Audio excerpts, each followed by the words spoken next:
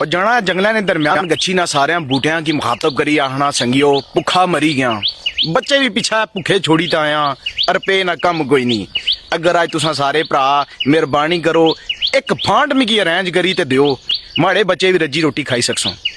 सारे बूटे सिर जोड़ी तय मशवरा करने होने पे कि आया इसकी फांड दैया कि नहीं, तो क्या तखने नाल अक भी खलता होना। श्वेता पुछी पैना क्या अगलवाना वो तू इतना कि आया है, तो अक अगवाना है पापा मैं भी बूटा आना।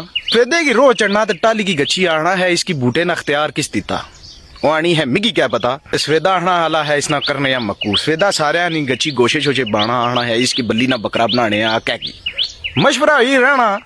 तो उस बंदे की गच्छी एक बूटा आना संगिया तो कि अज असा एक ऐसी फांड दें लगे हैं क्या याद कर से ऐ साढ़े खानदान है गबरू जवान है अक इसनी गच्छी फांट लेगी वो आना ठीक है। वो गछना अक्या ना डंडा शंडा भन्ना होना तो सारे दरख्त जेड़े ना वो अक्या पर हसने उसना मजाक बनाने। अक उधर रोना तो यह जना जनाना उसना एक डंडा जा कप्पी गिना तो थैले विचू कुहाड़ी ना फल कटना तो किसी ना किसी तरीके ना उस की कुहाड़ी ना दस्ता बनाई गिना। दस्ता बनाने तो बाद सीधा गछना वो कोवे ने बूटे को तो उसने एक सोहनी जी लम्मी जी डांग जेड़ी है ना कपड़ा उसकी घड़ी कुड़ी ना सोहना दस्ता बनाना, अक्या ना दस्ता लाना कुहाड़ी नालू तो उस फले नाल कोवे ना दस्ता सैट करना।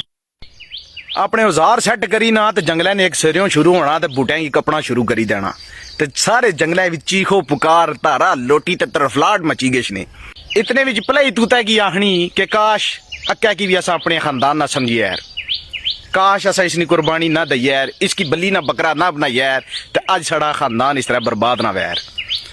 सो मेरे दोस्तों स्टोरी सुनाने का मकसद ये सा कि जिस टाइम तुसा अपने खानदान ने कुछ लोगों की अपना ना समझने उन्होंने किसी ना किसी सूरत ही तुसा ज्यादती करने हो तो एक ना एक दिन उसका नतीजा ये निकलना कि खानदान जड़ा वा वो खत्म हो गया। तो दूई गल ये कि जिस टाइम तुसा किसी बंदे पर हसने हो तो फिर रोने से भी तैयार है। बाकी जी उतार चढ़ाव लगाया टेंशन तुसा किसी चीज़ नहीं किन्नी, अल्लाह सुनने वाला है। अस्सलाम वालेकुम।